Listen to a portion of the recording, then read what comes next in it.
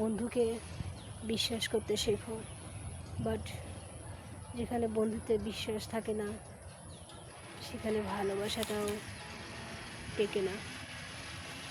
বন্ধু শব্দটা 3টা ওয়ার্ড নিয়ে, কিন্তু এর গুণগত বিশাল।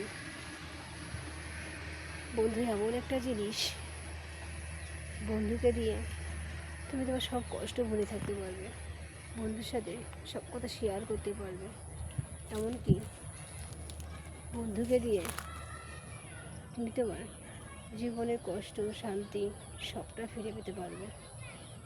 তাই বলছি, বন্ধুকে সন্দেহ না, বিশ্বাস করতে শেখো। আমি ভালোবাসি আমার সাপোর্টার বন্ধুগুলোকে।